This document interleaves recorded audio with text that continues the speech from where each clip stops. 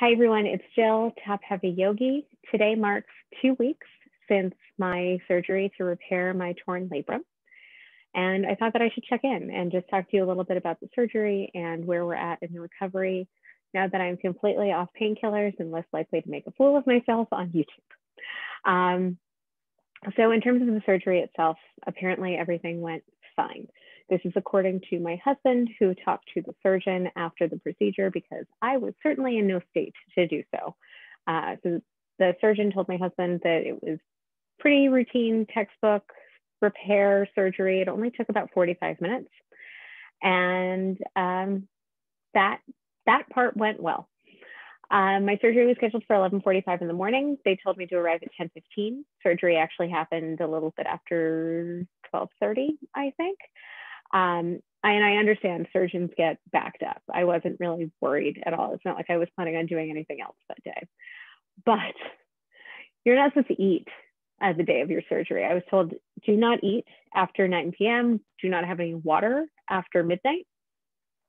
And that meant that not only had I skipped breakfast by the time my surgery started, but I was also kind of missing lunch. I tend to have lunch late, but since I hadn't had breakfast, I was missing lunch. And because the surgery was running late, I got to listen to the nurses and the anesthesiologist and the techs kind of while I was waiting for surgery, talking about what they were having for lunch, which was not pleasant. So make sure you have a nice big meal the night before your surgery.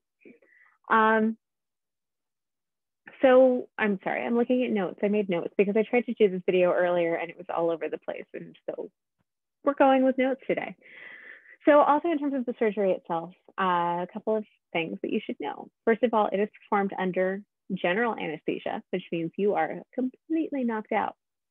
I can see the reflection of my light in the glasses. That's fun. I'm not going to edit that out. We're just going to deal with it. So general anesthesia, which I had never been under before, but I knew that they intubate you when you're under.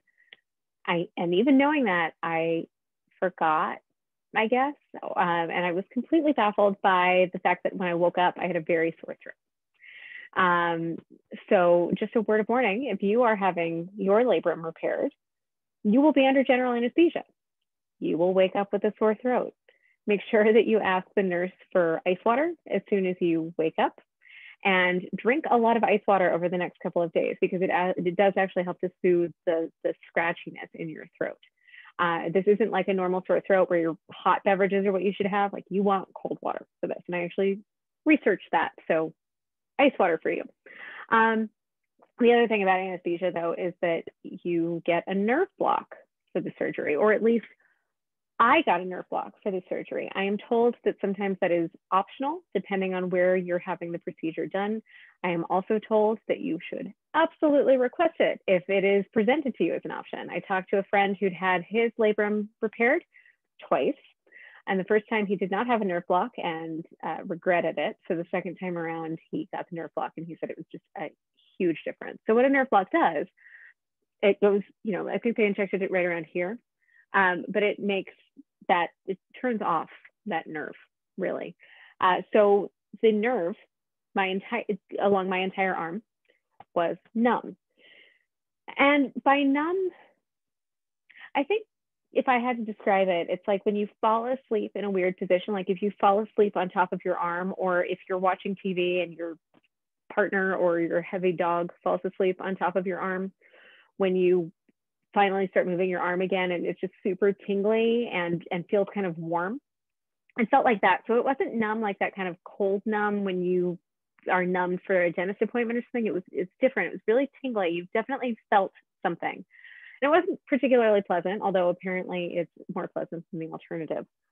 But the thing about that is that you're not going to have very handy use of your fingers for a couple of days. You're immobilized, so there's not a lot you can do with your fingers anyway, but I'll talk about the sling in a minute, but you should be able to use your hand a little bit. And I couldn't even hold a piece of toilet paper between my fingers on that first day. So when you wake up from the procedure, you are sitting up in a hospital bed. You've got this weird, warm, tingly, burny sort of feeling along your arm, especially in your fingers, and you're in your sling. So let's talk about this sling. I'm recording this on my laptop, so we're going to get a little awkward right now, but I'm going to show you. So this is the sling. You can see strap across, strap around the waist. Big foam block here that at some point I'll probably wind up repurposing as a yoga block, maybe, because it does detach. And then the sling itself, which is what you're used to seeing. Now, a lot of times when you see slings, I'll put the camera up in just a minute, but I wanted to show you something. You see a sling, when you think of a sling, you usually think of your arm more in this position, and you'll notice that my arm is more in this position. It's easier to see if I demonstrate it with the hand that's not wearing the sling. So sling in this position, fingers pointed straight forward, which is a kind of awkward position to be in. And the block part extends beyond your torso in the front and the back. So when you try to sit back against something, it's a little uncomfortable. A couple of other things to note here. You'll see this is you might recognize this as a sock. So the sock covers this rubber ball that is Velcroed to the end of the sling. And even though it's Velcroed, I never remove it because I will lose it. So this ball comes out and you can remove the strap on your thumb, and you're supposed to squeeze the ball a couple of times. I think it's 10 times twice a day. I squeeze it a lot because I use this also when I'm working or talking on the phone. But because of the Velcro on this and the way that your hand fits into the sling, you wind up, this part of the Velcro that's flat, I can't even see, it's black on black on black, but there's part of the Velcro that's standing up right here, and it starts to scratch your hand up, especially when you're sleeping. So after a couple of days of that, I realized that I could put a sock over the ball, and that keeps the Velcro from scratching. There's still a little bit of Velcro right where it attaches to the block, but that doesn't bother me as much. But what I really want to talk to you about with the sling, and the reason I haven't adjusted the camera yet, you might notice, here, I'll angle the camera just a tiny bit here. So the strap, see how it's on my neck? The sling normally, and when you see pictures of it, it should fit about halfway along your shoulder, like right here-ish. The problem is they don't make slings for women. They don't make a lot of medical devices specifically tailored for women. So in order to get across my chest, the sling slides up my neck. I am top heavy yogi, so we're going to talk about boobs for a second here. For those of you who are watching just to know what to expect from surgery and are not yourselves top heavy, I apologize. I will get back to you in a minute. There is no way to get this strap diagonally across your chest. There just isn't. I've tried loosening the strap, getting it there, it winds up popping up. If you loosen it too much, then it winds up falling here and you're not getting the support that you need. I've started making sure that everything I wear has a collar, because otherwise the strap starts to rub. So even like pajamas and stuff, I'll pull the collar up on that. And then you might notice, I don't know, I'm wearing this very large shirt, which I'll talk about in a minute too, but my boob is sitting on top of this block. This is not pushed against me. I'm actually spilling over it. So I'm going to adjust the camera so that we can talk about that now, because you don't need to see this anymore. I discovered after a couple of days that I need to wear a bra if I'm going to wear this sling, because otherwise, either you wind up with your boob resting on the block in an awkward shelf-like way that's not very comfortable, and your pectoral muscles start to get tired, or you wind up crushing your boob between your waist and the block, which is even less pleasant. So except for when sleeping, I have been wearing a bra. I'm wearing a bra that's got a hook to make it racer back, so there's not pressure going right over my shoulder. But if you are on the top heavy side, you might find that you are more comfortable in a bra. I didn't wear a bra for the first, I think, 3 or 4 days after surgery, probably 3 days. And I have not ever gone that long without wearing a bra since I was a child. And I probably never will again after this experience, because it's not comfortable for me. So if you are yourself top heavy, strongly recommend bra. Make sure it has a racer strap. If you are not top heavy, you might find that you're more comfortable without the bra, because it's just a lot less to deal with.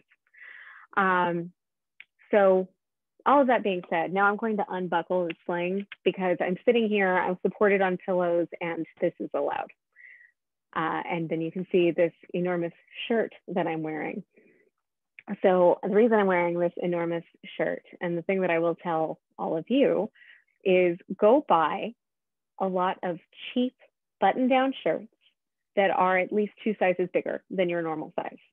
because you want to be able to get into them very easily with space that it's not going to be rubbing against anything. When you first come home, you're going to be wearing kind of a bulky bandage too. So having something like that, and I'm recommending buttons over zippers. I've been wearing a lot of things with zippers too, because it's easier to put on something that opens in the front.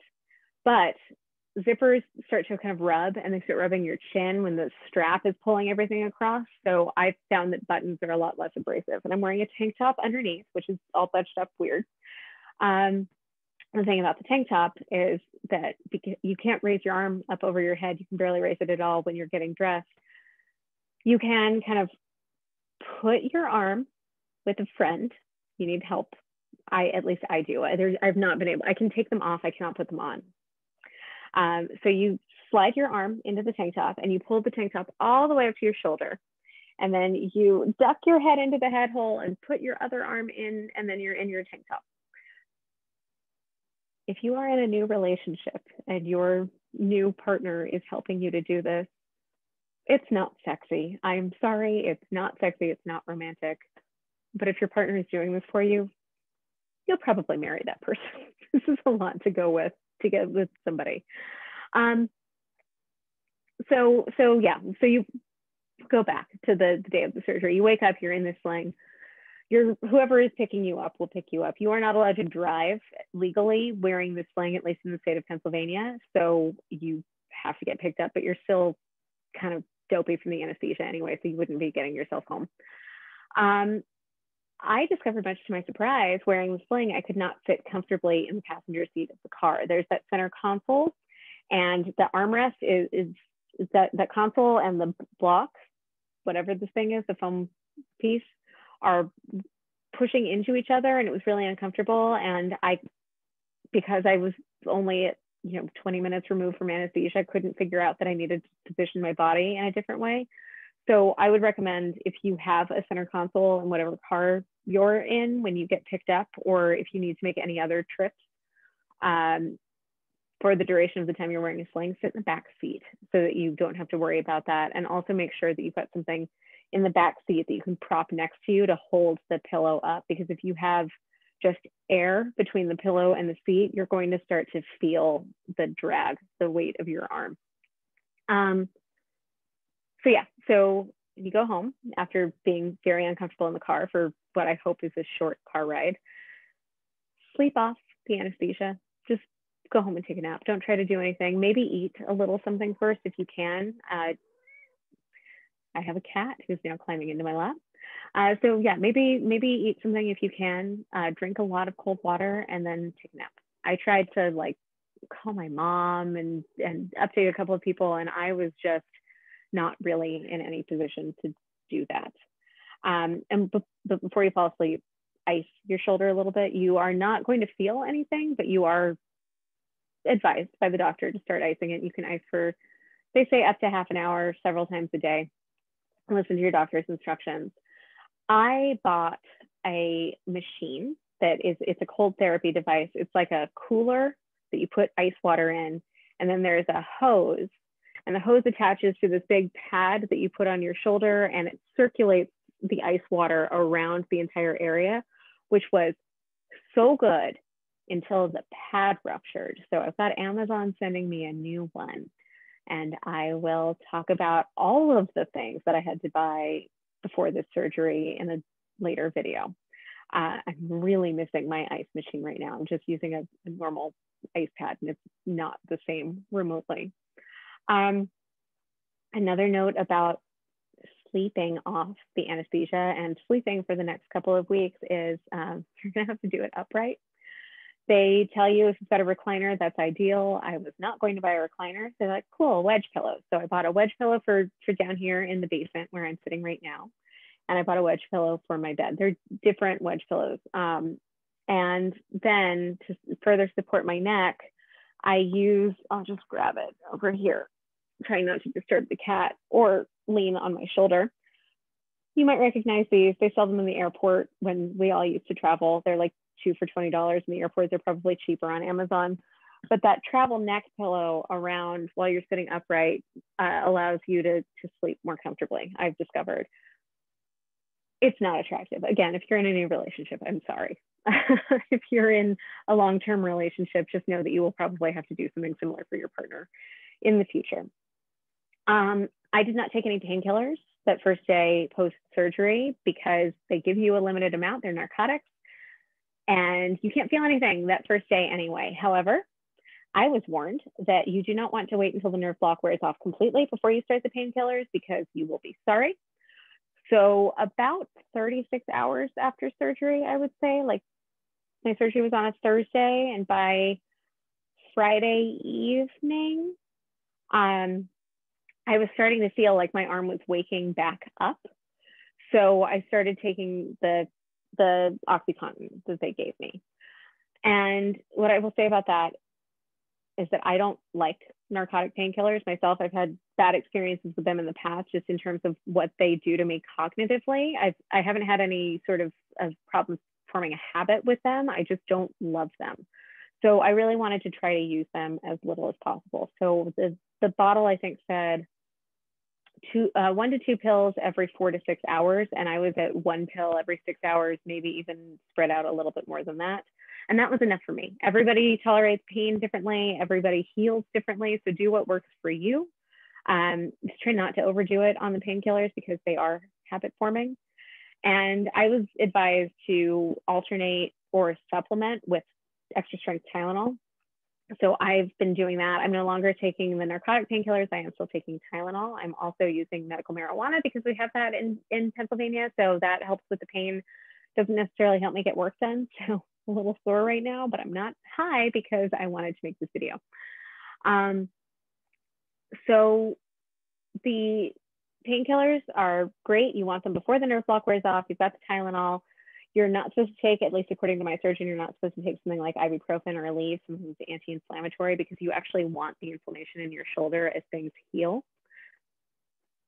I don't know why. If somebody wants to drop a comment in to explain that further, awesome. Otherwise, I'll do some research and talk about it in a future video, maybe. So after that first day, you're not going to want to do anything for at least 2 days. You're really not. You are going to just veg, and that's good. Let your body heal. You're not going to be feeling particularly sharp cognitively, so just find something to binge on Netflix. I have watched in the last 2 weeks like 5 seasons of Call the Midwife and a lot of true crime documentaries. But then after 24 hours, you can remove that big puffy bandage they give you. At least that was what the doctor told me. So we removed that. And then you're allowed to shower. You're still not allowed to get any of your incisions wet though. So I got this stuff called Tegaderm. It's like saran wrap that you can put over your wounds. And again, I'll talk more in a different video about all the stuff that I bought.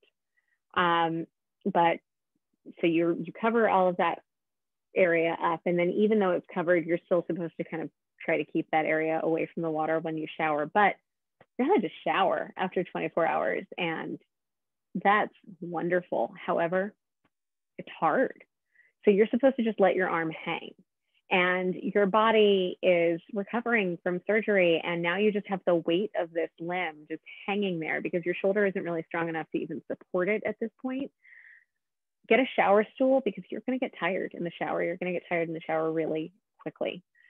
In terms of cleaning yourself, I got a loofah that's got, or a loofah, a poof that's got a long handle on it so that I can get around my back. The trouble is when I'm trying to wash the right side of my body, it's a lot to deal with because you can't really scrub your own elbow. So there are definitely parts of me that are not particularly clean. To clean my left arm, my left underarm specifically, which I'll tell you about in a second, I just kind of lean forward and let my arm come away from my body, and then I stick the loofah in there. I know this is a lot of information. Stick the loofah in there, I kind of run it back and forth, and then I take water with my hand to try and rinse that area off. So yeah, while we're talking about it, let's just talk about armpits for a second. I did a little bit of research before the surgery to find out what are we supposed to do for deodorant when our arms are permanently affixed to our sides for several weeks. And what I learned was that your operated armpit might start to smell differently from your other armpit. And it isn't just because you're dirty. This is actually a biochemical reaction in your body. It might be to the anesthesia. It might be because your arm isn't moving, so it's not getting like the normal air circulation that it gets. But regardless, many people on the internet have talked about their one armpit being very smelly to the point that like it is noticeable and deodorant doesn't do anything for it. And I've seen advice like make sure you wash both armpits with antibacterial soap as soon as you can, so it kills all of the bacteria and you start afresh, having to like rebuild your biome in your armpits, which I'm not sure if that's the best thing to do. And then I saw somebody else who was doing an armpit sweat transfer where she was taking sweat from her unoperated arm and then putting it under there to try to balance things out. And she swore that it worked. But I also saw a lot of advice that said just use a cream-based deodorant or a spray deodorant, something that you can put on without having to get under your arm. So I bought a spray deodorant. Sidebar, I don't know why scented deodorant is a thing, especially in aerosolized form. I could not find an unscented spray deodorant at my CVS the day before my surgery. So I got the one that sounded the least offensive, and it's terrible. But anyway, for deodorant, after showering, before getting dressed, I kind of lean forward, let my arm come away from me, just like I do when I'm washing the armpit. And then my husband, he's been such a trooper. My husband has to kind of come up behind and under me to spray that armpit. And then because, you know, with a stick deodorant, you can kind of do under the arm with the same hand if you need to. You can't do that with spray. So then my husband sprays this one and I inevitably wind up inhaling some of the deodorant, and it's terrible. So maybe if you can find an unscented spray deodorant, or if there's like a cream deodorant that you can use where you rub it in. I know that there are a couple of brands out there. Do that. Just know you're not going to be wearing stick deodorant for a while.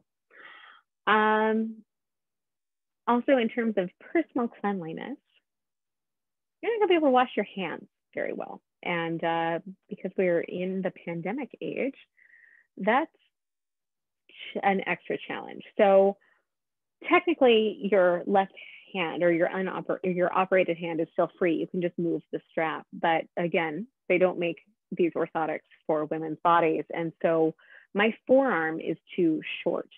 My hand does not actually extend beyond the edge of the sling. So there's no way for me to like extend my arm toward a stream of water. And I've tried kind of getting to one side and lifting up, but all of the sinks in my house are raised sinks. So there's no way to like comfortably do that. So I've just been putting soap into the hand that I am using and kind of doing this for a little while and hoping that at least any bacteria from going to the bathroom gets cleaned off and calling it a day. Don't touch your face if you've been out during this time, because you're not going to be able to wash your hands very well.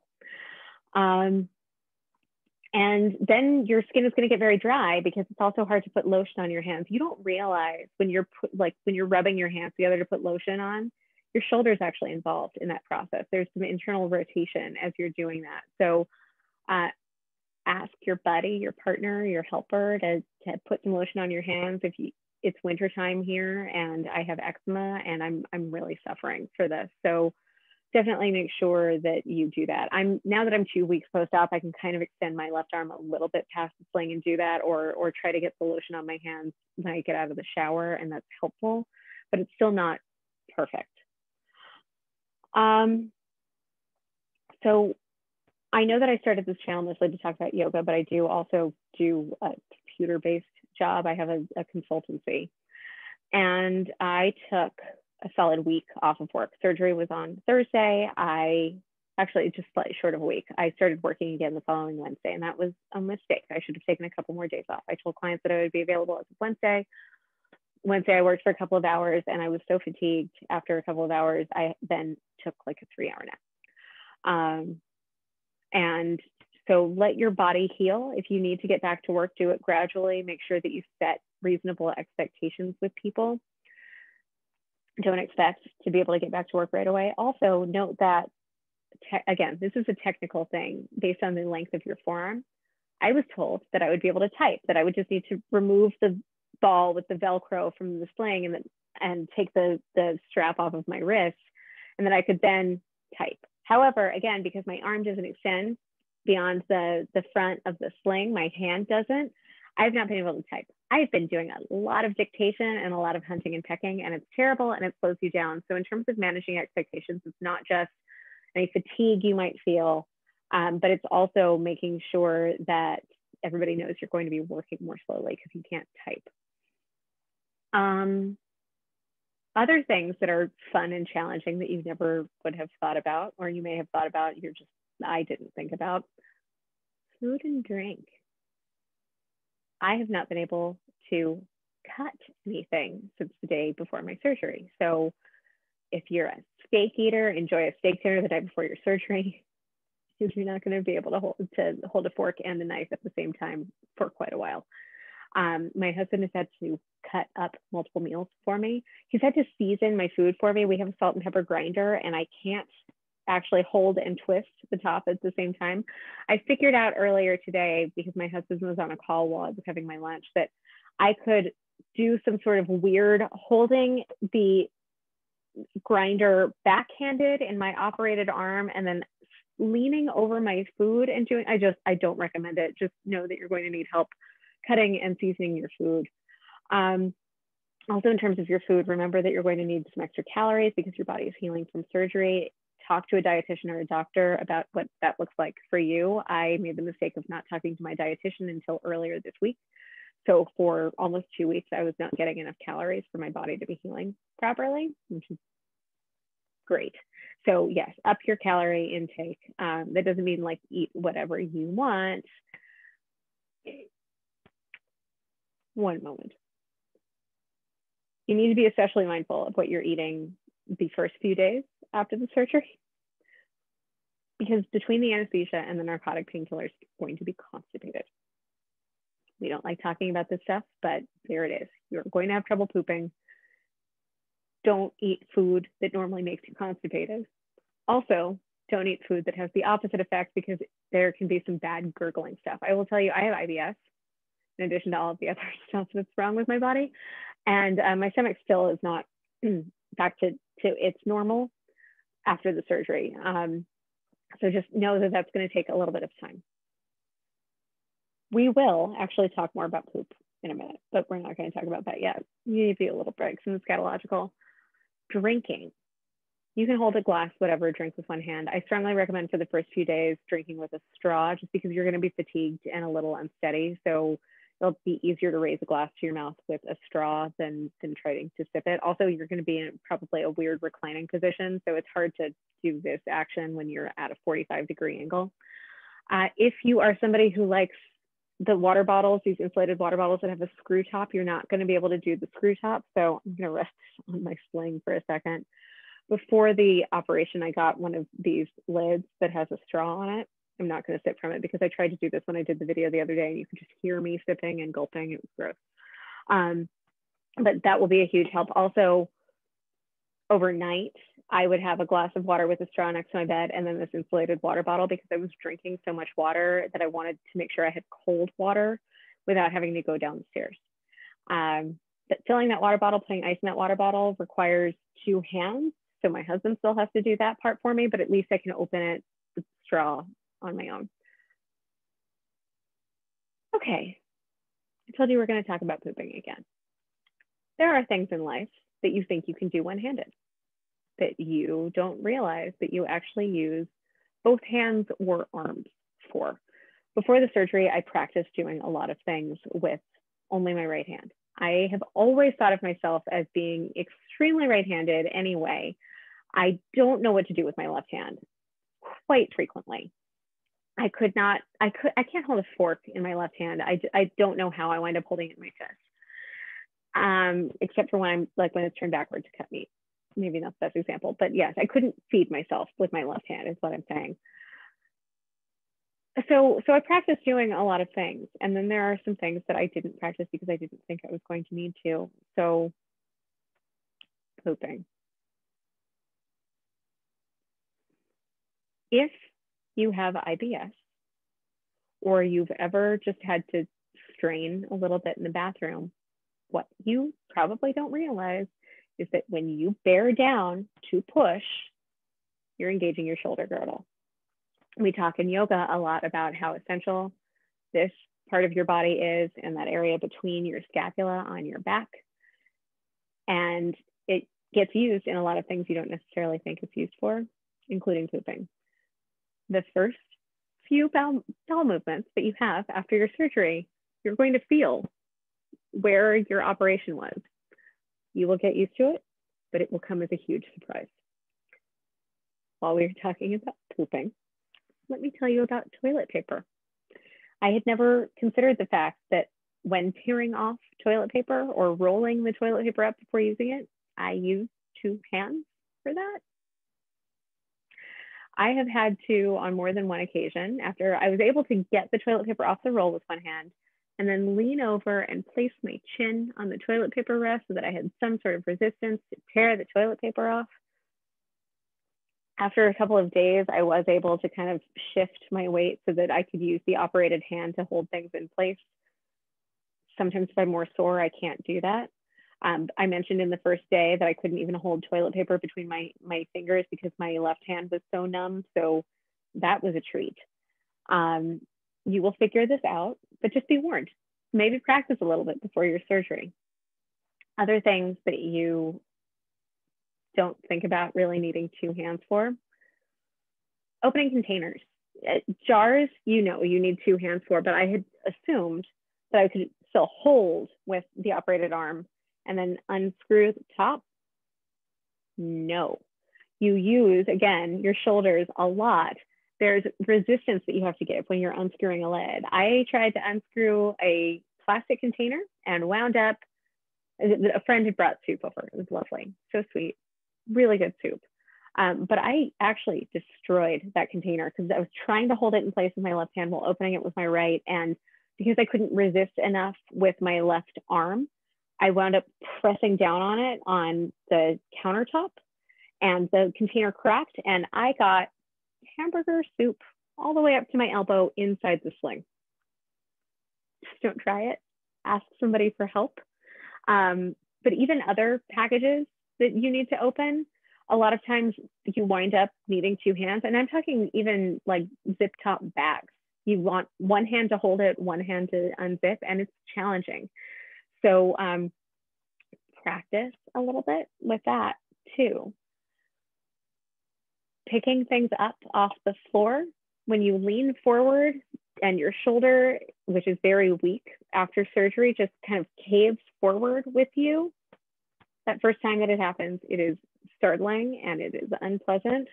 So if you're going to lean to pick something up, try to engage your pectoral muscles to hold everything stable first before you lean over.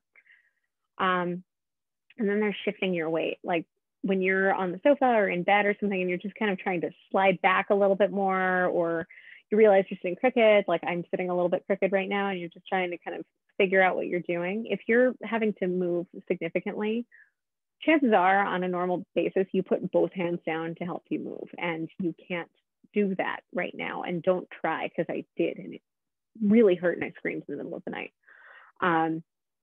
So sometimes you're going to have to find that you have to, like, if you need to reposition in bed, you may actually have to come out of bed and then get back into bed in the proper position rather than trying to reposition yourself. Speaking of bed,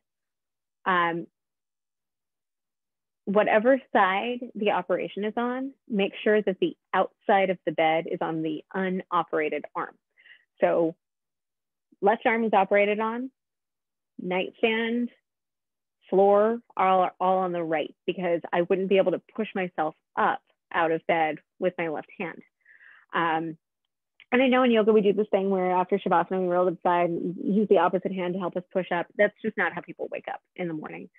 So, and also you wouldn't be able to like reach for your painkillers, which you should make sure that your buddy has put the jar in such a way that you're, you know, the medicine jar, bottle, that's the word I was looking for, the pill bottle, put it somewhere that you're able to open the top, because you can't open the childproof locks or childproof tops either.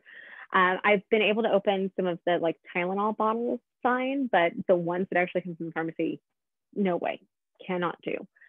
So you're gonna want your buddy to like have that open, but you need it on the side of the bed that has not had the operation. Your water, your light source, your medication, all of that needs to be where you can reach it, because you really cannot reach across your body. Like you saw when I went to grab that pillow, I had to lean and stretch my entire arm, and this is 2 weeks post-op. All right, we're over half an hour. So I just wanted to quickly tell you about my post-op visit. I don't want to shoot this video again, and I really don't want to edit it. Sorry. So I had my first post-operative visit earlier this week. And according to the PA that I saw, everything is healing as it should. So the cat has really settled on my lap, and it's going to make this a little bit harder, but I'm going to try to show you what my shoulder looks like now. Can I? Sorry, cat, you're going to have to move.